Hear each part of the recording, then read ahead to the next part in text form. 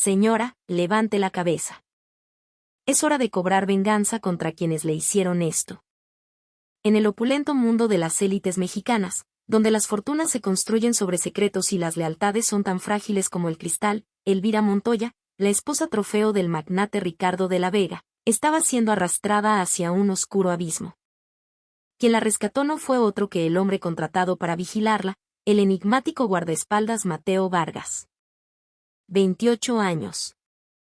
Durante 28 largos y grises años, Elvira había soportado el desprecio y la crueldad de la familia de la Vega, aferrándose a una sola y frágil esperanza, la posibilidad de que el hijo que le dijeron que había muerto al nacer, algún día regresara a ella. Y Mateo, el hombre que Ricardo había contratado personalmente para espiarla, el enemigo que hasta hace unos días observaba cada uno de sus movimientos desde las sombras, ¿por qué arriesgaría su propia vida para salvar a la esposa de su jefe? La historia comienza en la imponente mansión de la familia de la Vega, un palacio de mármol y cristal en el corazón de las lomas de Chapultepec, en la Ciudad de México. Allí, Elvira Montoya, la primera dama del imperio de Grupo de la Vega, pasaba sus días sentada sola frente al enorme ventanal de la biblioteca del segundo piso. Afuera, el jardín de invierno, meticulosamente cuidado pero desprovisto de vida, se extendía como un tapiz desolado. Con la mirada perdida en ese paisaje estéril, Elvira, como un autómata, sacó de su regazo un pequeño morralito de seda bordado.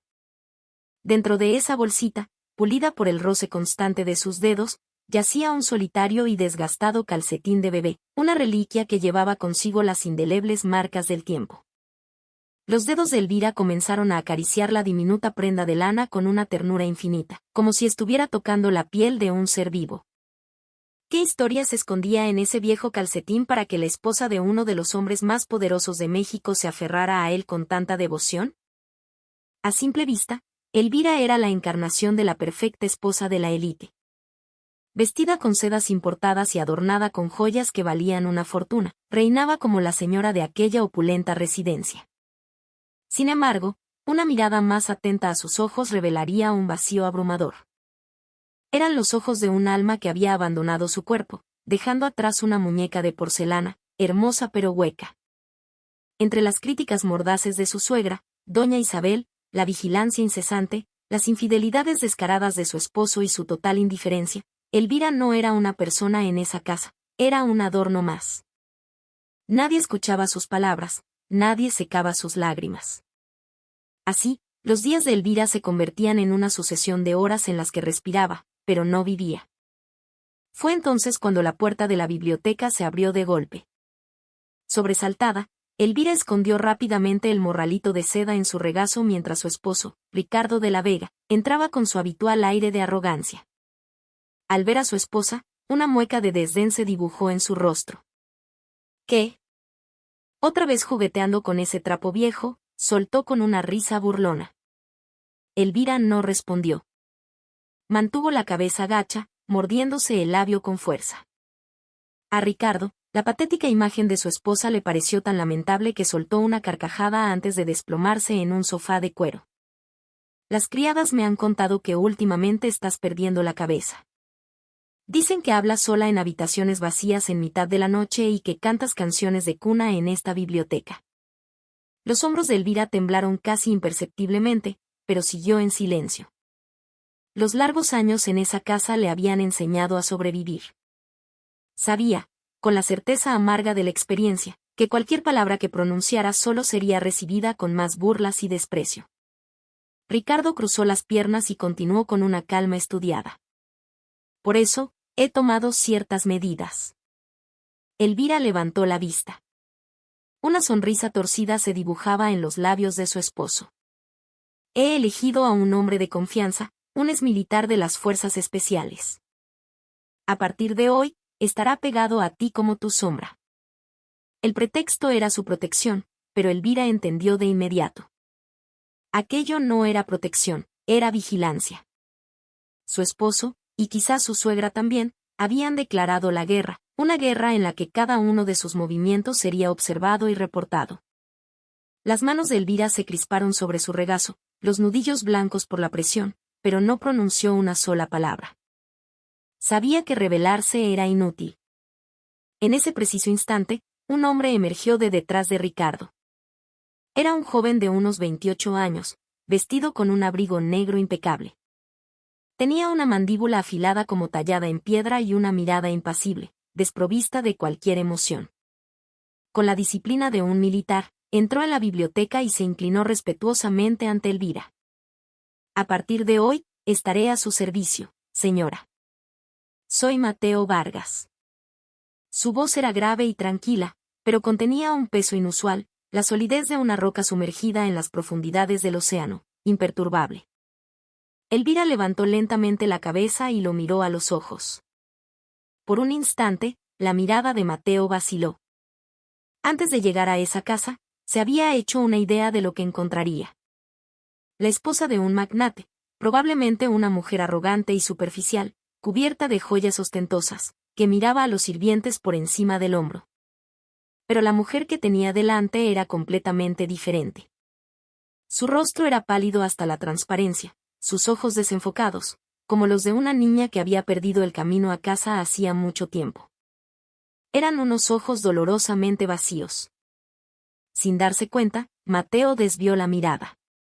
Una extraña sensación se agitó en un rincón de su pecho, pero se esforzó por ignorarla. No debía olvidar el propósito por el que estaba allí. Ricardo se levantó y le dio una palmada en el hombro a Mateo. Señor Vargas, cuento con usted. Nuestra señora tiene la mente un poco frágil, digamos. Si hace algo extraño, infórmeme de inmediato. Entendido, señor de la Vega, respondió Mateo con frialdad. Ricardo sonrió satisfecho y salió de la biblioteca. Solo cuando la puerta se cerró, Elvira exhaló un pequeño suspiro. Ahora, hasta el último espacio donde podía respirar en esa casa había desaparecido. Ese joven la seguiría a todas partes como una sombra. Volvió a mirar por la ventana. Entre las ramas desnudas de los árboles, el cielo gris se extendía como un presagio de su propio futuro, nublado y opresivo. Esa noche, en la habitación que le habían asignado, Mateo abrió una pequeña maleta de equipo. En su interior, perfectamente ordenados, había micrófonos y dispositivos de grabación en miniatura. Las instrucciones de Ricardo habían sido claras: registrar cada movimiento, cada conversación de Elvira, y reportarlo todo.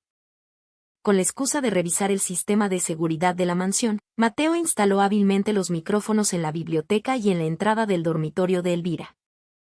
Sus manos se movían con una precisión fría y experta al colocar los dispositivos en las paredes. Era algo que había hecho innumerables veces durante su tiempo en las fuerzas especiales. Sin embargo, mientras inspeccionaba la biblioteca, sus movimientos se detuvieron. En un rincón del escritorio había un pequeño portarretratos. Dentro, la foto de un diminuto zapatito blanco de bebé. Era una fotografía vieja y descolorida, pero el marco estaba impecable, como si alguien lo limpiara a diario. Mateo la observó durante un largo rato, luego sacudió la cabeza y salió de la habitación. A las 11 de la noche, en la oscuridad de su cuarto, Mateo se colocó los auriculares del dispositivo de escucha. Quería saber qué ocurría en la habitación de Elvira. Al principio, solo hubo silencio. Un silencio denso que fluía a través de los audífonos. Pero entonces, un sonido débil, casi imperceptible, comenzó a llegar. Era un sollozo. Un llanto bajo, muy bajo, ahogado. El tipo de llanto de alguien que se cubre con una manta para que no lo escuchen, un lamento desesperado y contenido. Mateo contuvo la respiración. El sonido que escuchaba no podía pertenecer a la opulenta esposa de un magnate. Era el sonido que solo podría emitir la persona más sola y triste del mundo. Después de un rato de sollozar, Elvira comenzó a susurrar algo. Mi niño. Mi hijito. ¿Un hijo? El ceño de Mateo se frunció. Nunca había oído que la esposa del magnate tuviera un hijo. No había rastro de un niño en esa mansión, y nadie había mencionado nunca tal cosa. ¿Por qué, entonces, esa mujer lloraba en mitad de la noche en una habitación vacía, llamando a un niño? Mateo apoyó la cabeza en la fría pared y cerró los ojos. Su mente comenzó a trabajar a toda velocidad. ¿Qué secretos se escondían en esa casa? ¿Por qué una mujer que parecía tenerlo todo lloraba con tanta desolación? Se quitó los auriculares y miró por la ventana. En la oscuridad, la mansión parecía una tumba gigantesca. Y dentro de esa tumba, una persona viva se estaba muriendo lentamente, sin poder siquiera respirar. ¿Qué misterios albergaba esa familia? Para encontrar la respuesta, necesitaría tiempo. Había pasado una semana desde que Mateo llegó a la mansión como guardaespaldas. Durante ese tiempo, observó en silencio la rutina diaria de Elvira, de pie en un rincón de la biblioteca o en el pasillo. Al principio, lo hacía simplemente para cumplir las órdenes de Ricardo. Pero con el paso de los días, la duda comenzó a reflejarse en su mirada. La vida de Elvira era extrañamente monótona. A las 7 de la mañana, se despertaba sin falta. Pero tardaba más de media hora en levantarse de la cama, como si un peso de 1000 kilos la aplastara contra el colchón. Finalmente, se incorporaba y se dirigía directamente a la biblioteca. Sentarse frente al gran ventanal y mirar el jardín vacío era su rutina matutina. Aunque la criada le llevaba el desayuno, ella apenas tocaba la comida. A la hora del almuerzo, la criada volvía con una nueva bandeja. «Señora, su comida». Pero Elvira no respondía. La criada suspiraba y se retiraba, y la comida se enfriaba intacta. Según los cálculos de Mateo, Elvira apenas comía unas cuantas cucharadas de arroz al día. Era un milagro que pudiera mantenerse en pie. Por la noche, la situación empeoraba. Se sentaba en su habitación a oscuras, sin encender una sola luz. Permanecía inmóvil en la penumbra, como una estatua. Parecía más un fantasma que una persona. Desde su puesto en el pasillo, Mateo la observaba, sumido en sus pensamientos. ¿Por qué actuaba así? No lo entendía. Esa mujer era la esposa de uno de los hombres más ricos de México, la dueña de esa enorme mansión, alguien que podía tener cualquier cosa que deseara. ¿Por qué vivía con una expresión tan atormentada, como si fuera la única persona en el mundo?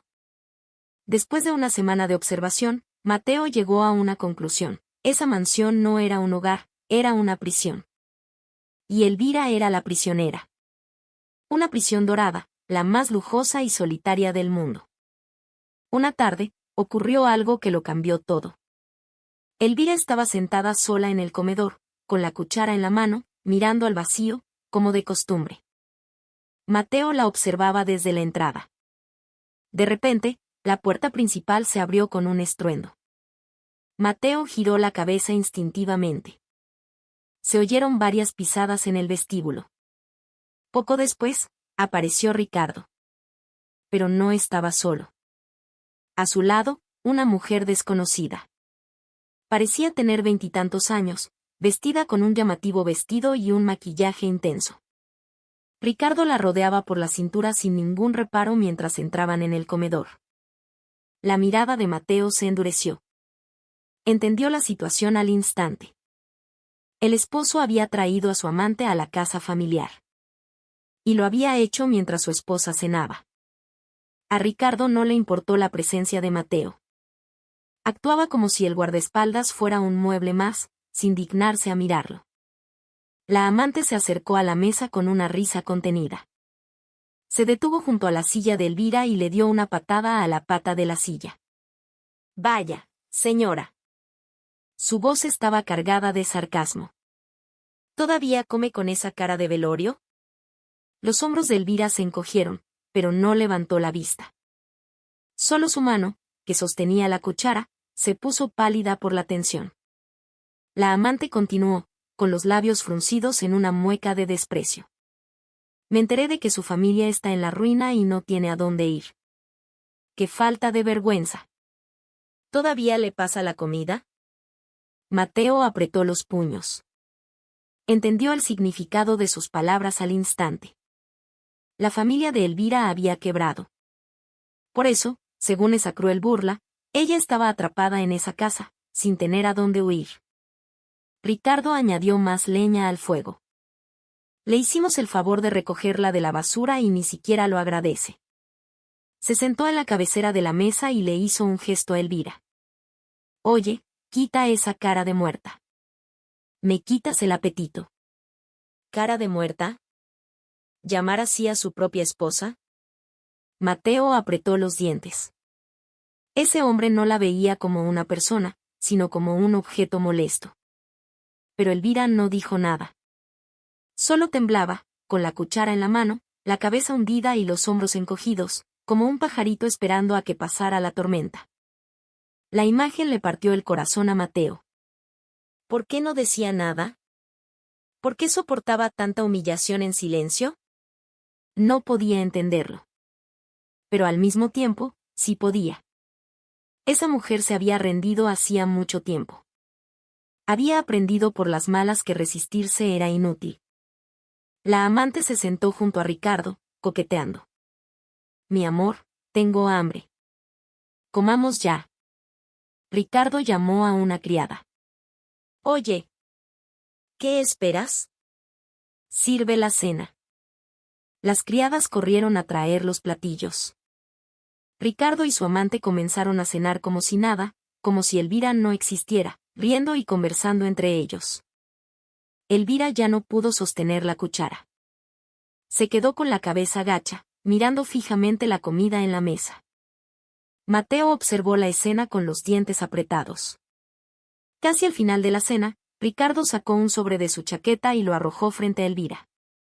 Los papeles se esparcieron sobre la mesa. Algunos cayeron en los platos, otros al suelo. A Ricardo no le importó. Estos son los documentos para ceder los derechos de las tierras de tu familia, dijo con una voz fría y decidida. Fírmalos mañana mismo. Es tu última oportunidad de ganarte el pan en esta casa.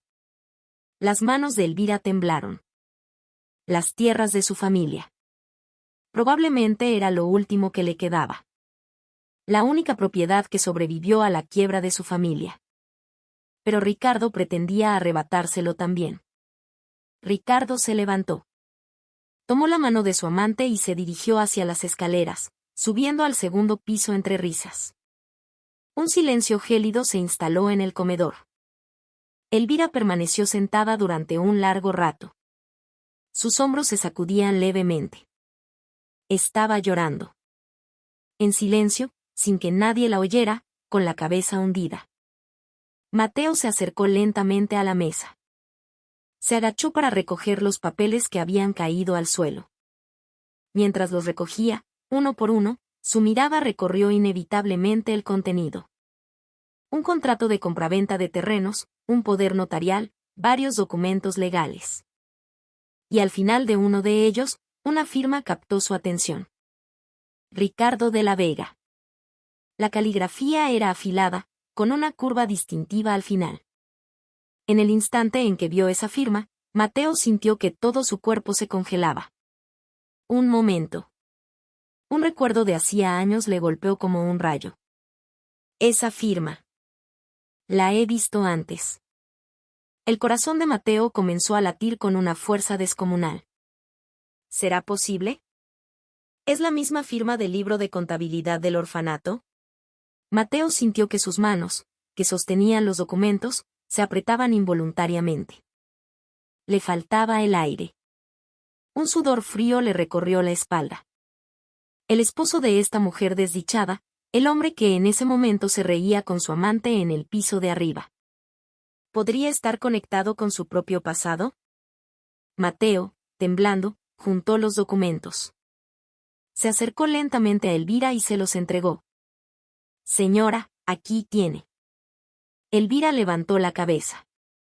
Sus ojos estaban enrojecidos e hinchados, pero se secó las lágrimas con el dorso de la mano y tomó los papeles. Gracias, dijo con voz rota. Mateo solo inclinó la cabeza, pero su mirada no se apartaba de los documentos. La firma que acababa de ver no se le borraba de la mente. Elvira se levantó con dificultad, abrazando los papeles. Su espalda, mientras salía del comedor con paso vacilante, era la de la persona más sola del mundo. Mateo se quedó de pie en su sitio, inmóvil, durante mucho tiempo. Esa noche, Mateo regresó a su habitación y se dejó caer en el borde de la cama. La firma que había visto en la mesa no dejaba de aparecer ante sus ojos. Ricardo de la Vega. La caligrafía afilada, la curva distintiva. Con manos temblorosas, abrió el cajón de su escritorio. En el fondo, escondido donde nadie pudiera encontrarlo, había un viejo sobre. Lo sacó y lo desdobló con cuidado. Era la copia de un viejo libro de contabilidad, amarillento por el tiempo. Lo había llevado consigo durante tantos años que los bordes estaban gastados y los pliegues marcados. Abrió la última página. Allí estaba la firma de la persona que enviaba una gran suma de dinero cada mes. Las manos de Mateo temblaron. Superpuso mentalmente la firma del libro con la que había visto en los documentos de Ricardo. Eran idénticas. Escalofriantemente idénticas.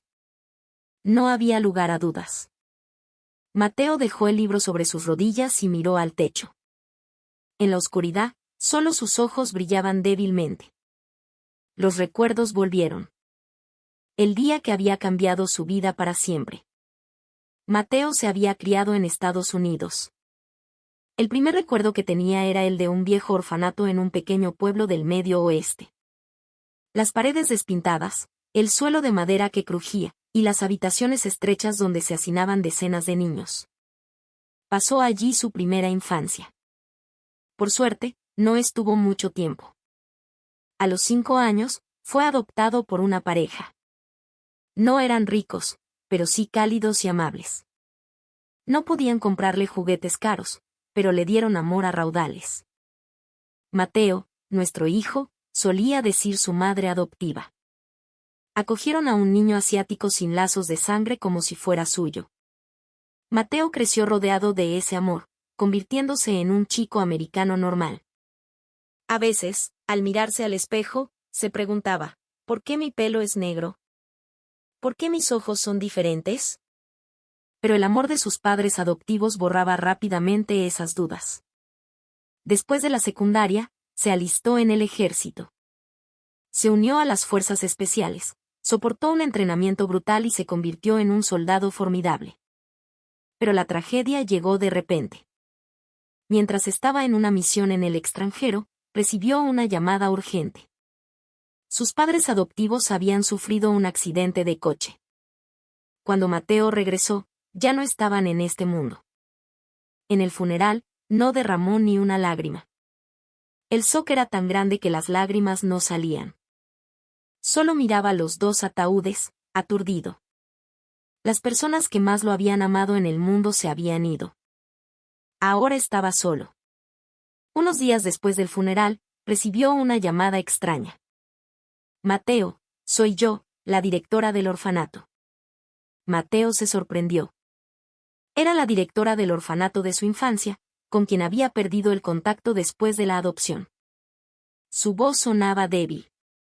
Mateo, no me queda mucho tiempo. Hay algo que debo decirte antes de morir. Por favor, ven a verme. Mateo fue a verla. El viejo orfanato parecía aún más decrépito y miserable que en sus recuerdos. La directora estaba postrada en una cama en una pequeña habitación trasera. Estaba muy enferma, era evidente que no le quedaba mucho. Con una mano temblorosa, tomó la de Mateo. Mateo, gracias por venir. ¿Qué sucede, señora directora? ¿Qué quería decirme? La directora guardó silencio por un momento, como alguien a punto de deshacerse de una pesada carga. Mateo, lo siento. Mateo no entendía. ¿Por qué se disculpa? Los ojos de la directora se llenaron de lágrimas. Después de que tus padres te adoptaron, comencé a recibir dinero de México. Los ojos de Mateo se abrieron de par en par. ¿De México? ¿Qué dinero? Al principio pensé que eran donaciones. Quizás para asegurarse de que el niño de México estaba bien, continuó la directora con dificultad. Pero con el dinero llegaba una carta. Decía que debía asegurarme de que nunca investigara sobre México.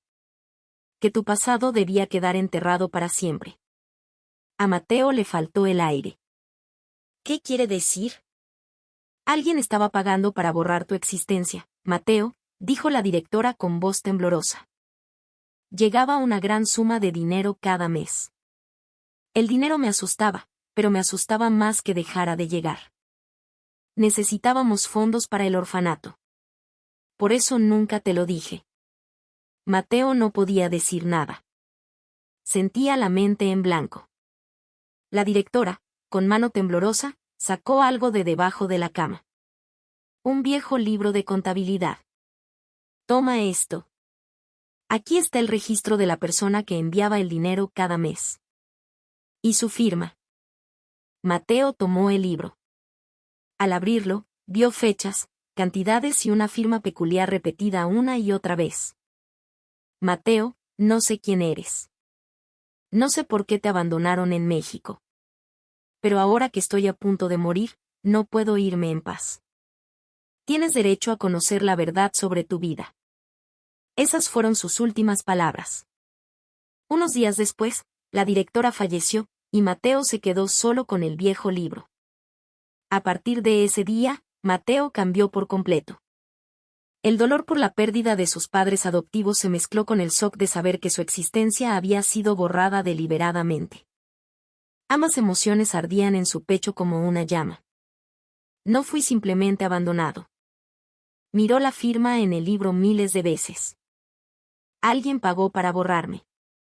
Para que nunca buscara mis raíces en México, para que nunca supiera la verdad. La rabia lo consumía. Pero también la duda. ¿Por qué? ¿Por qué alguien se esforzaría tanto en borrar a un recién nacido? ¿Quién era él para merecer ese trato? En cuanto dejó el ejército, tomó un vuelo a México. Una vez allí, dedicó mucho tiempo a investigar, tratando de encontrar al dueño de esa firma. Finalmente, encontró una pista. El dinero podría estar relacionado con Grupo de la Vega. Decidió infiltrarse en la empresa como guardaespaldas para poder verificar las firmas de los miembros de la familia.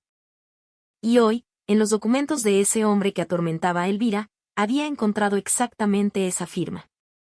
Mateo volvió a mirar la copia del libro. La punta de sus dedos temblaba. No sabía si era por la rabia, la emoción o el miedo. Si la persona que firmó esto es Ricardo de la Vega. Un torbellino de preguntas se agitaba en su mente. ¿Por qué quiso borrarme de México? ¿Qué relación tiene conmigo? ¿Por qué quiso deshacerse de mí, un recién nacido, de una manera tan absoluta? Recordó la imagen de Elvira en los últimos días. Sus ojos vacíos, su llanto desesperado, y su voz susurrante en la noche, llamando a mi niño. Extrañamente, sentía que la tristeza de esa mujer y su propia ira estaban conectadas de alguna manera. Mateo guardó la copia del libro en lo más profundo del cajón. Miró por la ventana. La mansión, sumida en la oscuridad, parecía un lugar donde algo se pudría por dentro. Podía sentirlo instintivamente. Descubriré quién pagó para borrar mi vida, susurró para sí. ¿Y por qué esa mujer llora de esa manera? Su mirada brilló fríamente en la oscuridad. Lo desenterraré todo. Aunque todavía no tenía certezas, una cosa estaba clara, en esa casa había algo conectado con su pasado. Pasaron unos días. Ricardo llamó a Mateo a su despacho personal en el segundo piso. Sentado detrás de un imponente escritorio de caoba, fumaba un puro. Señor Vargas, ¿cómo está Elvira últimamente?, preguntó. Sin novedades, señor. Pasa todo el día en la biblioteca y apenas sale, respondió Mateo, inexpresivo. Ricardo asintió. Bien. Entonces, investiga más a fondo. Señor. Esa mujer debe tener un punto débil. Algo que oculte. Encuéntralo. Los ojos de Ricardo brillaron con frialdad. ¿Para qué crees que te contraté? No solo para vigilarla. Necesito una excusa para echarla de esta casa. Una vez que le quite las tierras de su familia, ya no me servirá para nada. Mateo apretó los dientes por dentro, pero por fuera, solo inclinó la cabeza. Entendido, señor. Investigaré más a fondo. Ricardo sonrió satisfecho. Puedes irte. Al salir del despacho, el rostro de Mateo estaba tenso. encontrar un punto débil para echarla. La situación se estaba complicando. Frente a Ricardo, debía fingir ser un guardaespaldas leal, pero al ver a Elvira, sentía emociones inexplicables. Una noche, la mansión estaba en silencio. Ricardo llevaba varios días fuera y doña Isabel también había salido. Mateo montaba guardia en el pasillo, frente a la habitación de Elvira. De repente, oyó un sonido débil desde adentro. Era un canto. Una canción de cuna, susurrada. Mateo se acercó a la puerta. Estaba entreabierta. Por la rendija, vio a Elvira sentada junto a la ventana. En sus manos, sostenía el pequeño calcetín de bebé. El mismo que siempre llevaba consigo. Lo acunaba entre sus manos mientras cantaba, con lágrimas corriendo por sus mejillas. Duerme, duerme, mi niño. La escena era desgarradora. Mateo sintió una opresión en el pecho. ¿Qué historia contenía ese calcetín para que llorara así? En ese momento, Elvira levantó la cabeza y sus ojos se encontraron con los de Mateo. Su rostro palideció. Rápidamente, escondió el calcetín detrás de su espalda y se levantó de un salto. ¿Qué? ¿Qué hace ahí? Su voz temblaba, como la de alguien cuyo secreto más profundo ha sido descubierto. Mateo dudó un momento y luego entró en la habitación. Señora. Salga. Salga ahora mismo, gritó Elvira. Pero su voz no tenía fuerza, solo un temblor de miedo y vergüenza. Mateo no se detuvo. Se acercó a ella. Señora, ¿puedo preguntarle algo? Elvira lo miró con recelo. ¿Qué? Con un rostro impasible pero una voz cargada de sinceridad, Mateo preguntó, ¿por qué soporta todo esto? Los ojos de Elvira se abrieron de par en par.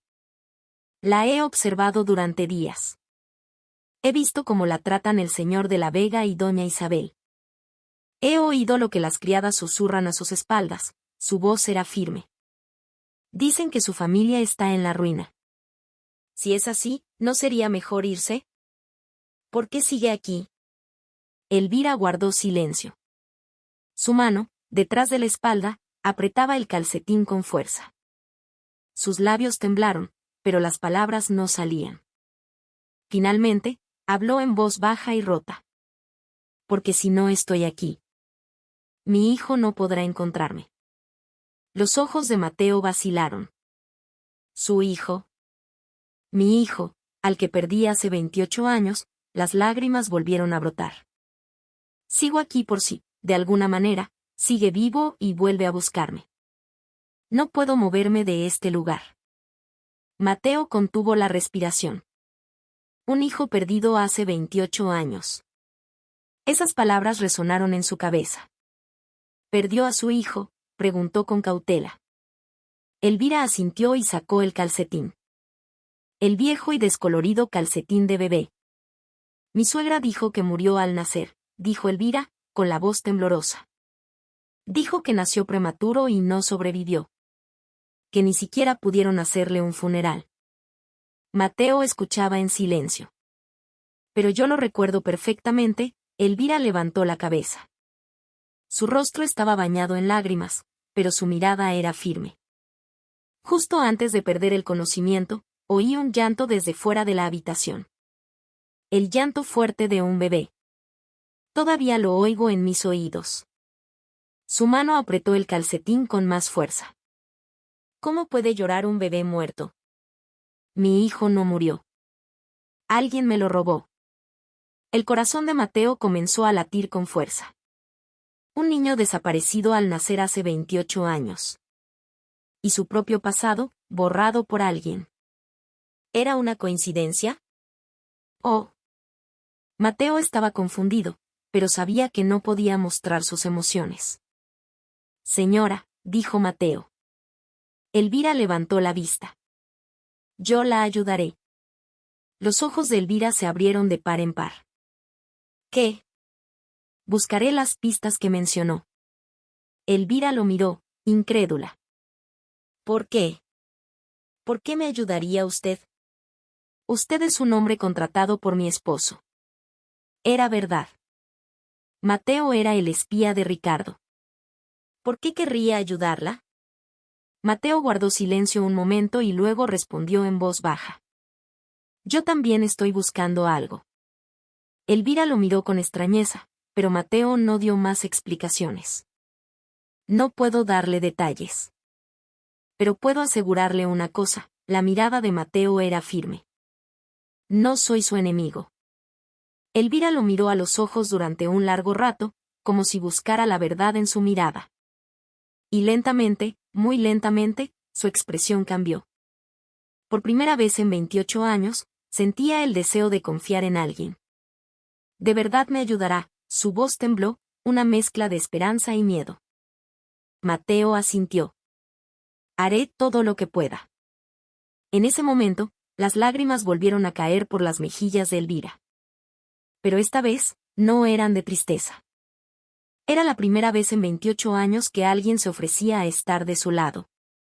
El viento frío soplaba afuera, pero dentro de esa habitación, algo nuevo estaba brotando. La alianza secreta entre los dos acababa de comenzar. A partir de esa noche, Mateo comenzó a investigar, sacrificando horas de sueño. Debía encontrar la clínica donde Elvira había dado a luz hacía 28 años. Si había alguna pista, estaría allí. Durante el día, cumplía su papel de guardaespaldas. Por la noche, se sentaba frente a su computadora portátil.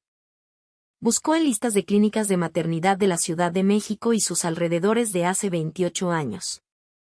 Investigó los hospitales con los que Grupo de la Vega tenía tratos, los que frecuentaba la alta sociedad de la época. No fue fácil. 28 años era mucho tiempo. Muchos hospitales habían cerrado o cambiado de nombre, y los registros se habían perdido o destruido. Después de varias noches en vela, finalmente encontró una pista. Una exclusiva clínica de maternidad en Polanco. Ya no existía, pero Mateo logró conseguir una lista del personal médico que trabajó allí. En la lista, encontró el nombre de una enfermera jefe. Rastreó su paradero. Estaba jubilada y vivía en una residencia de ancianos en Cuernavaca. Mateo le comunicó la noticia a Elvira en secreto. Señora, la encontré. ¿Qué? ¿Qué encontró?, preguntó Elvira, con los ojos muy abiertos. Una enfermera que trabajaba en el hospital donde dio a luz hace 28 años. Ahora está en una residencia en Cuernavaca. Las manos de Elvira comenzaron a temblar. ¿Cree que ella sepa algo?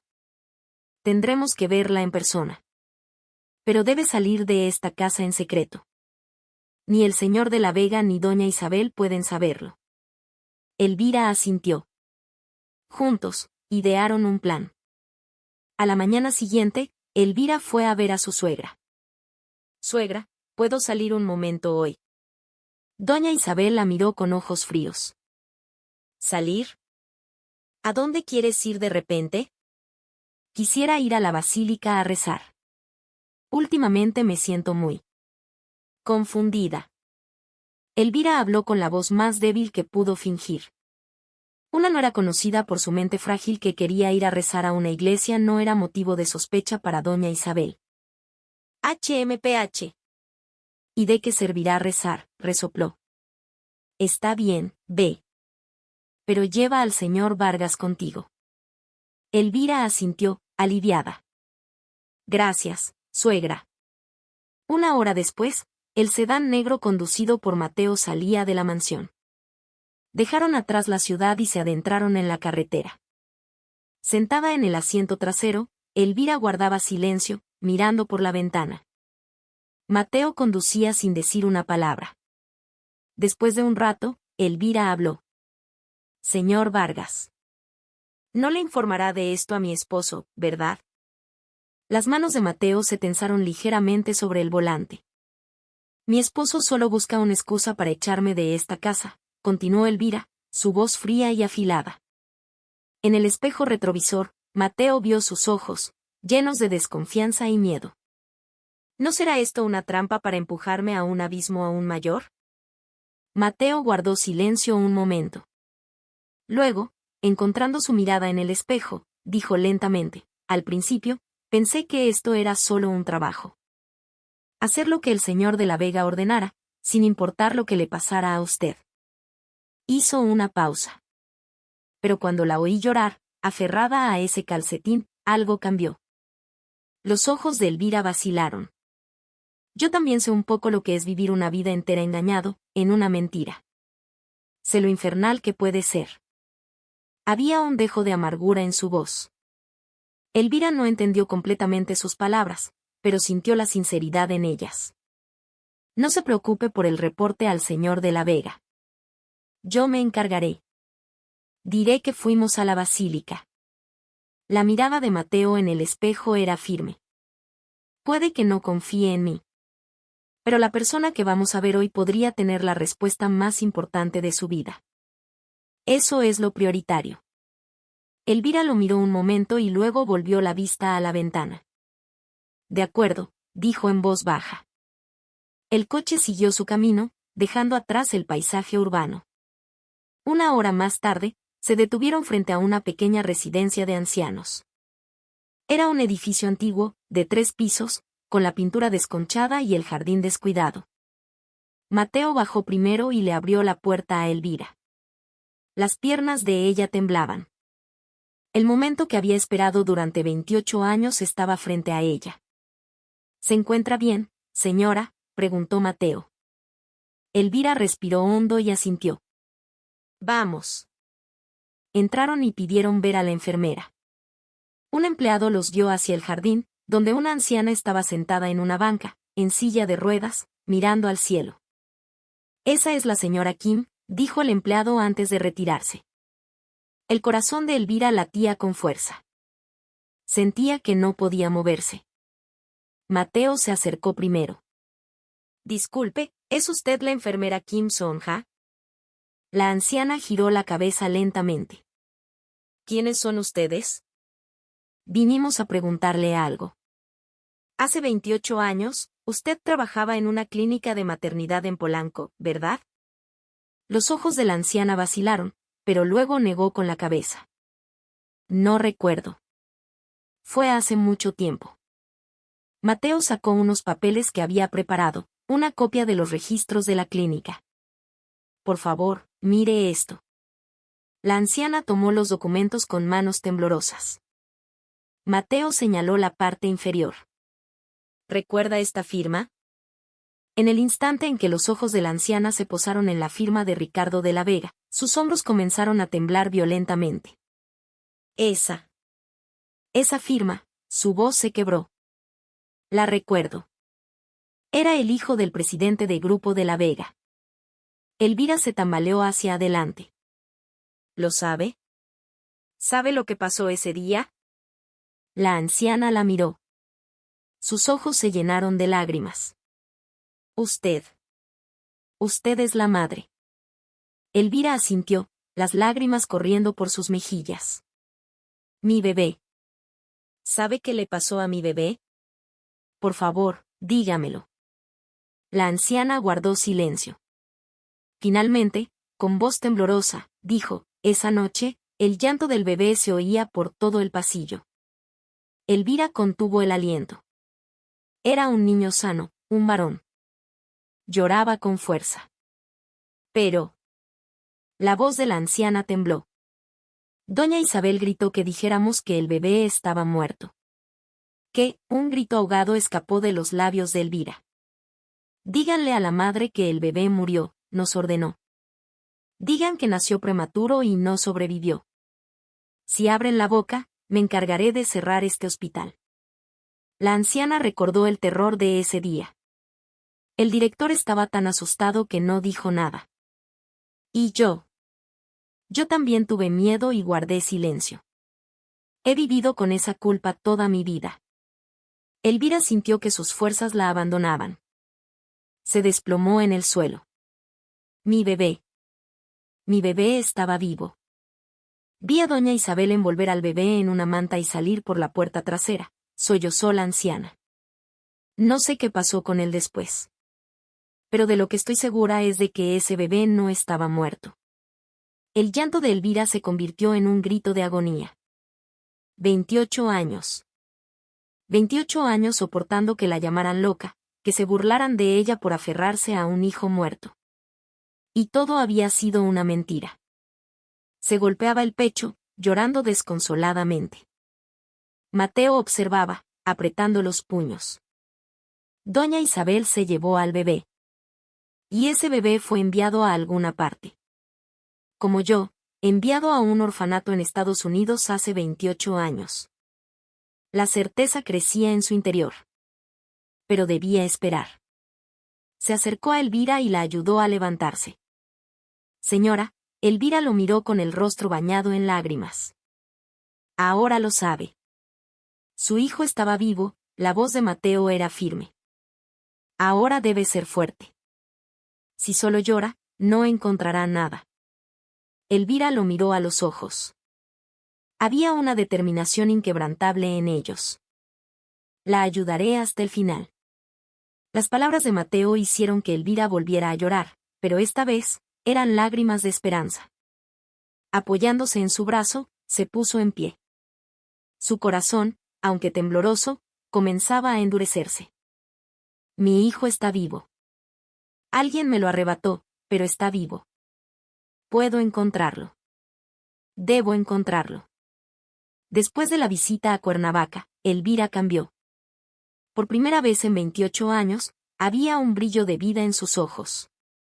Ya no se quedaba mirando al techo por las mañanas, se levantaba por sí misma.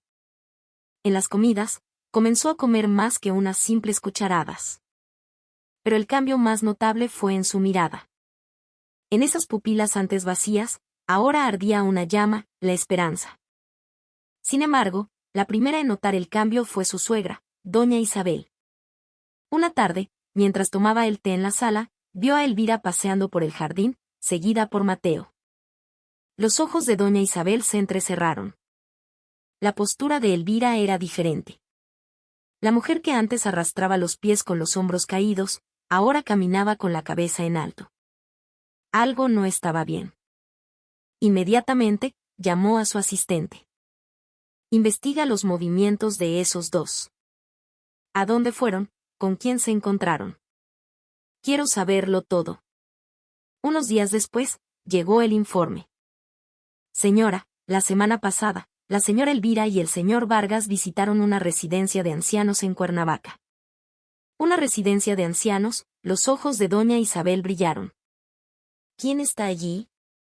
Según nuestros registros, una enfermera que trabajó en la clínica de maternidad de Polanco hace 28 años está internada allí. El rostro de doña Isabel se endureció. Hace 28 años. Clínica de maternidad. Enfermera. Las piezas encajaron. Esa estúpida. Ha estado escarbando en el pasado. La voz de doña Isabel se volvió gélida. Se atreve a desafiarme. Se levantó y miró por la ventana. Tenía que enterrar a esa nuera para siempre. Hacer que cerrara la boca por toda la eternidad. Comenzó a urdir un plan cruel y meticuloso. Pocos días después, un extraño rumor comenzó a circular en Grupo de la Vega. Oye, ¿escuchaste? Dicen que la señora de la Vega tiene un romance con su joven guardaespaldas. En los foros internos de la empresa y en las redes sociales anónimas, aparecieron publicaciones sensacionalistas. El escandaloso secreto de la nuera de los de la Vega, la esposa infiel y su joven amante planean desfalcar a la familia. Las publicaciones incluían fotos de Elvira y Mateo, hábilmente manipuladas para que parecieran una pareja. El rumor se extendió como la pólvora, avivado por empleados comprados por doña Isabel. Elvira se convirtió de la noche a la mañana en una mujer loca e infiel que deshonraba a la familia. La actitud del personal de la mansión cambió. Cuando Elvira salía de la biblioteca, las criadas la miraban con desprecio. Los empleados susurraban a su paso. Elvira no entendía qué estaba pasando. La esperanza que había encontrado apenas comenzaba a florecer, y ya estaba siendo aislada de nuevo. Doña Isabel no se detuvo ahí. Preparó una trampa para separar a Mateo de Elvira. Lo llamó a su despacho. Señor Vargas, últimamente ha trabajado muy duro, dijo con una sonrisa falsamente amable. Quiero asignarle una misión especial. Tenemos un rancho familiar en las afueras. Contiene objetos de valor y me preocupa la seguridad. Quiero que vaya personalmente y se quede unos días para supervisarlo. Mateo supo de inmediato que era una trampa para alejarlo de Elvira. Doña Isabel sospechaba algo. No podía negarse. Entendido, señora, dijo, inclinando la cabeza. Salió del despacho con el rostro tenso. Doña Isabel tramaría algo en su ausencia. Elvira estaba en peligro. Fue a buscarla a su habitación. Señora, debo ausentarme unos días, le dijo en voz baja. De repente, creo que es una trampa para separarme de usted. Es muy probable que intenten algo mientras no estoy. Le entregó un papel con un número de teléfono. Si pasa algo, llámeme de inmediato. Y cierre la puerta con llave. No le abra a nadie. Volveré pronto. Al día siguiente, Mateo se fue. Elvira lo vio partir desde la ventana, con el corazón encogido por la ansiedad. Y su ansiedad se hizo realidad. Esa misma noche, la puerta de su habitación se abrió de golpe. Era Ricardo, con doña Isabel detrás de él. ¿Qué es esto?, gritó, arrojándole las fotos manipuladas. Esto es un montaje, exclamó Elvira. Cállate. Todo el mundo lo sabe. Ricardo sacó otro documento. Un diagnóstico psiquiátrico. Dice que no estás en tu sano juicio. ¿Qué? Nunca he visto a un psiquiatra. Eso no importa, intervino doña Isabel con frialdad. El médico dice que estás loca, y eso es suficiente. Estás obsesionada con un joven y tratas de robarle a la familia. Elvira no podía creerlo. Suegra, es mentira. Silencio, gritó doña Isabel. Entren. 3 hombres corpulentos entraron. Nuestra nuera necesita tratamiento. Llévenla a un sanatorio. No. ¿Qué hacen? Elvira retrocedió. Los hombres la agarraron. Suéltenme. No iré. Mateo. Señor Vargas. Gritó desesperadamente, pero Mateo no estaba allí. Fue arrastrada, sus gritos resonando en el pasillo vacío. Mientras tanto, Mateo llegó al rancho. Era un lugar abandonado y remoto. Supo de inmediato que era una trampa, un lugar de exilio. Pero entonces pensó, ¿por qué aquí? ¿Por qué este lugar olvidado? Quizás doña Isabel había escondido algo aquí. Comenzó a registrar el lugar. En el estudio, detrás de una estantería, encontró una puerta secreta. Dentro, había una caja fuerte. Usando sus habilidades, logró abrirla. Estaba llena de documentos. Un libro de contabilidad de sobornos al director de la clínica. Los datos de un intermediario de adopciones internacionales. Y una nota. La nota lo detallaba todo. Elvira Montoya dio a luz a Javier de la Vega Montoya. Nacido prematuro, pocas posibilidades de supervivencia. La familia de Elvira ha perdido su influencia. No hay razón para mantener a una nuera inútil y un heredero débil. Se simulará su muerte y será enviado a un orfanato en el extranjero. La línea de sucesión pasará al nieto sano del segundo hijo. Javier de la Vega Montoya. La sangre de Mateo se heló. Era su nombre de nacimiento. Debajo de los papeles, encontró una foto.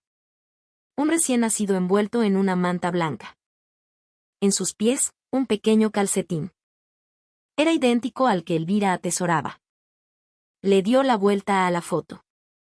En el reverso, escrito a mano, Javier de la Vega Montoya. Disposición, permanente. Y debajo, la firma inconfundible de Ricardo de la Vega. El mundo de Mateo se vino abajo. No fue abandonado. Fue desechado. Por la sucia codicia de una familia rica. Y Elvira, la mujer que había vivido 28 años de luto por un hijo que creía muerto, era su madre.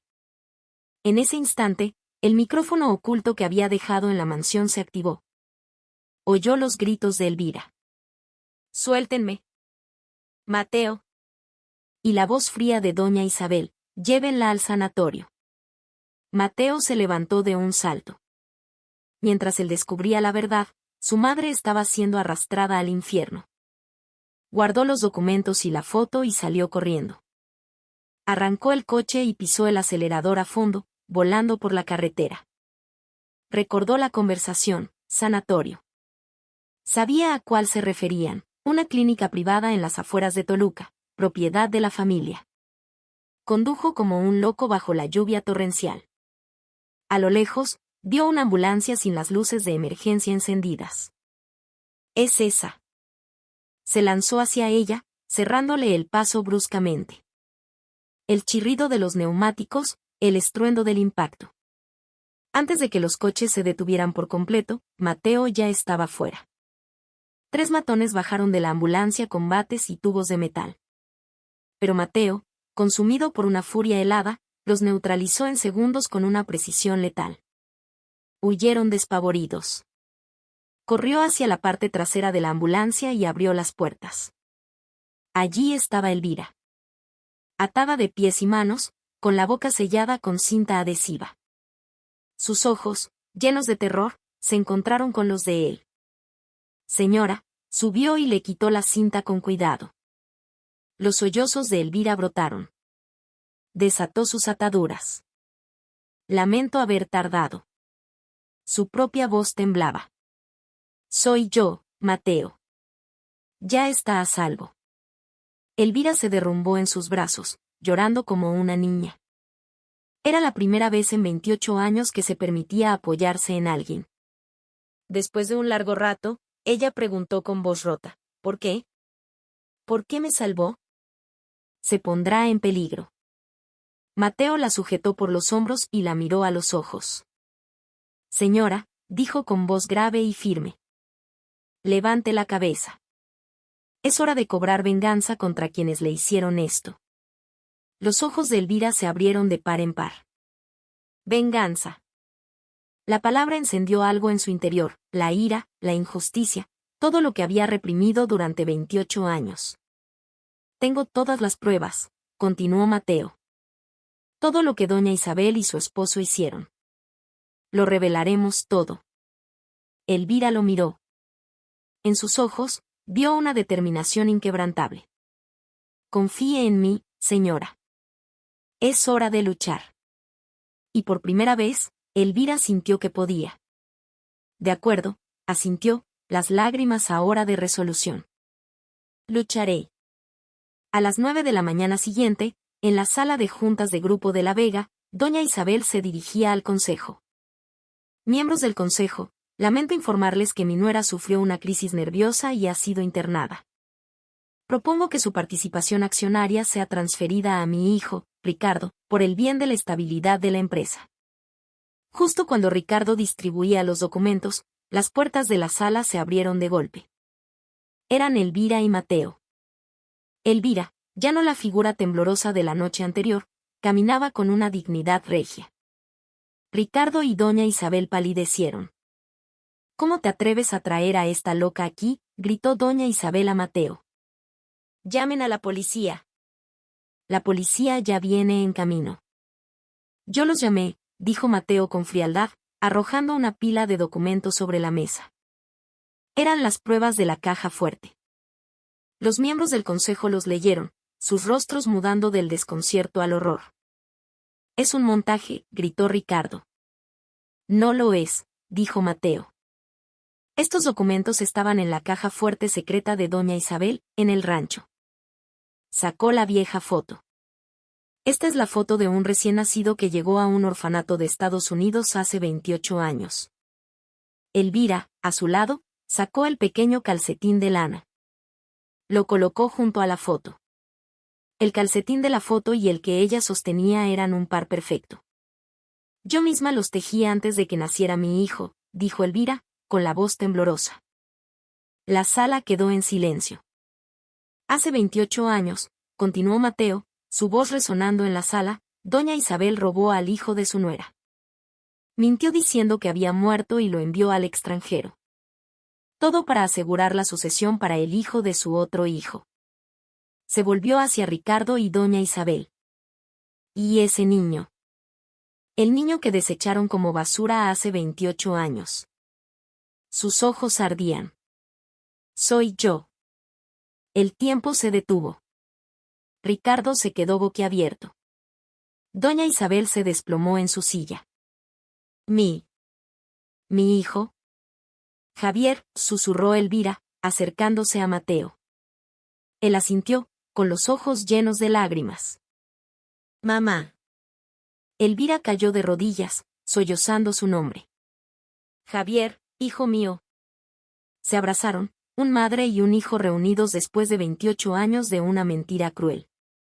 En ese momento, la policía entró y arrestó a Ricardo y a doña Isabel, quienes se culpaban mutuamente mientras eran esposados.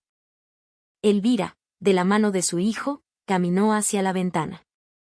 El sol brillaba con fuerza. La larga y oscura noche había terminado. Un año después, los juicios concluyeron. Ricardo y doña Isabel recibieron largas sentencias de prisión. Elvira y Javier decidieron no tomar las riendas de la corrupta empresa familiar. En su lugar, establecieron una junta de gestión profesional. Con su parte de las acciones, Elvira creó la Fundación Renacer, dedicada a ayudar a reunir a familias separadas por adopciones ilegales. Ya no era la esposa trofeo, sino la presidenta de una fundación que daba esperanza. En una tarde soleada de primavera, Elvira y Javier visitaron un tranquilo bosque. Javier llevaba una pequeña caja con los recuerdos de sus padres adoptivos. En un claro bañado por el sol, cavaron un pequeño hoyo y enterraron la caja.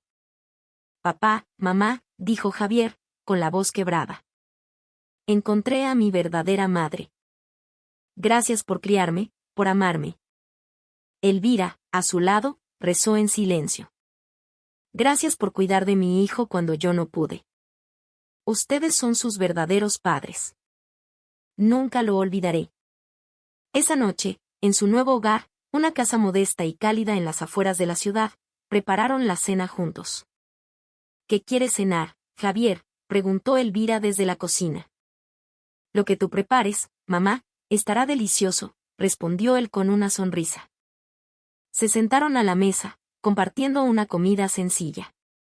La luz del atardecer inundaba la habitación. Mamá, dijo Javier. Gracias por no rendirte, por esperarme. Gracias a ti, hijo, respondió ella, con los ojos brillantes. Gracias por estar vivo, por volver a mí. Ya no había tristeza en la mirada de Elvira, solo la